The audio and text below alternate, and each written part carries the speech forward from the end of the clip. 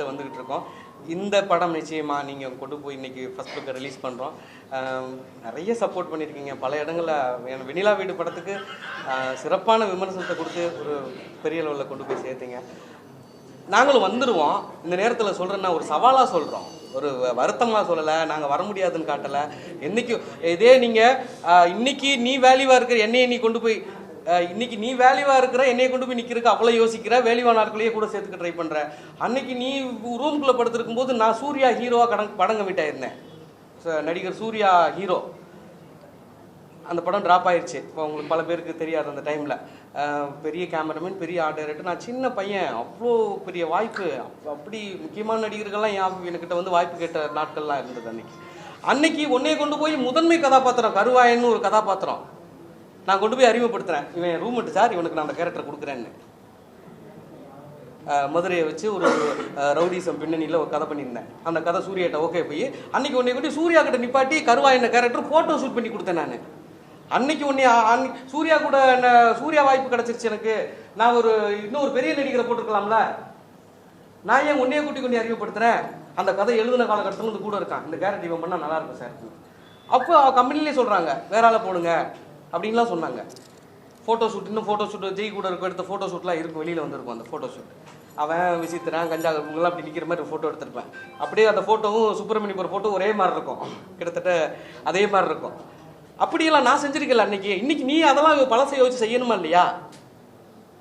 அன்னைக்கு நம்ம யாருனே தெரியாத காலத்திலே பெரிய படத்தில் கொண்டு நம்மளை உள்ளே கொண்டு போனான்.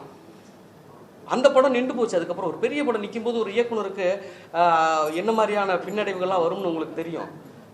அவ்வளோ பெரிய படத்துலேயே நின்று போகுது அப்படின்னும் போது என்னமோ சில குறைகள் அப்படியே தகர்ந்துடும்.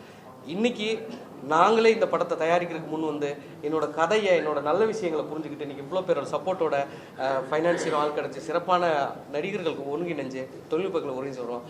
இதே மாதிரி ஜெயிச்சுட்டு நாங்கள் அன்றைக்கி பேச முடியாத சூழலுக்கு நான் போயிடுவேன். நீ இனிமேல் என்னை பற்றி வெற்றி வீரன் ஒருத்தனை பற்றி பேசுகிறத தவிர்த்துரு. 2 நாள் பெயிண்ட் அடிக்க கூட்டிகிட்டு போனேன். ஆனால் ஊரில் உள்ள சென்னையில் உள்ள அத்தனை பில்டிங் எனக்கு பார்த்தா நினைவு வருதுன்ற. இதெல்லாம் கட்டுக்கதையா இல்லையா? 2 இடத்துக்கு நாங்கள் பெயிண்ட் அடிக்க போனோம். நான் தான் கூட்டிகிட்டு போனேன். விருகம்பாக்கத்தில் ஒரு வீட்டுக்கு பெயிண்ட் அடித்தோம். அம்பத்தூரில் ஒரு ஸ்கூலுக்கு பெயிண்ட் அடித்தோம். ஒரு வாரம் அங்கேயே தங்கி பெயிண்ட் அடித்தோம். இது 2 தானே வாழ்க்கையில் நடந்தது. அந்த 9 வருஷத்தில் நீங்கள் 9 வருஷம் நானும் அவனும் ரூம்மேட்டு. நீ எந்த அடுக்குமாடி கட்டடத்துக்கு தொங்கிட்டு பெயிண்ட் அடித்த ஒரு வீடியோலாம் போடுறேன். இவன் பண்ணுங்க இது பார்க்கும்போது எனக்கு நினைவு வருதுன்றான். எப்படி நீ ஃபாலோவர்ஸ்க்காகவும் பார்க்குறவங்க சிம்பத்தி சூரிய இவ்வளவு கஷ்டப்பட்டுருக்காரா அப்படின்னு நினைக்கிறதுக்காகவும் ஏன் இப்படி கட்டுக்கதைகளை அவுத்து விடுற? இனிமேல் பழைய கட்டுக்கதைகளை சொல்கிறத நிப்பாட்டிக்க, ஜெயிச்சதோட நிப்பாட்டிக்க. ஓகே, நல்லதா போகும். நிச்சயமா கட்டுக்கதைகள் எங்கள் பேர் வந்துடுதுல அப்பப்போ. அவர் சொல்கிற கட்டுக்கதைகள் எங்கள் பேர் வந்துடுது. வெற்றின்னு ஒருத்தன், அவன் ஒருத்தன், இவன் ஒருத்தன்லாம் சொல்லிக்கிட்டே இருக்கேன். இன்னைக்கு அதை தவிர்த்துடலாம்ல.